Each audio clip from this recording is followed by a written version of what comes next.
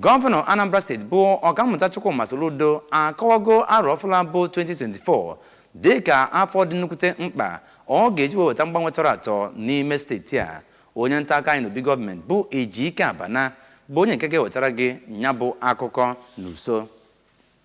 Ka aka na-achị steeti ya si wee kọwaa na afọ a abụghị afọ eji eme ihe ndọrọndọrọ ọchịchị. Ọ dị nnọọ ezigbo mkpa na ndị ọchịchị n'ogogo dị iche iche bụ nnọọ ndị ji afọ a wee gbaa mbọ hụ na ha mere ka ndị ha na-achị rite elele kwesị na ha ga-erite. Ya bụ aka na-achị steeti a kpere ekpere ka Chineke nye ndị ndu n'ogogo dị iche iche amara iji wee nyere ha aka jere ndị ha na-achị ozi otu esi wee tụọ anya n'aka ha. Oge ọ na-arụtụ aka na afọ 2023 abụgorori ihe gara aga. Ya bụ aka na-achị steeti a kwesịrị ndị Anambra nkwa na ọchịchị ya ga-agbanyesi ike ịhụ na ewetara ezi mmepe tọrọ atọ na mpaghara niile nke steeti a n'ime afọ a karịa ka o si wee mee ya n'afọ gara aga, ebe ọ kpọkụziri mmadụ niile nọ na steeti a ka ha bụ nnọọ ndị ga-aga n'iru n'inye ọchịchị ya nkwado.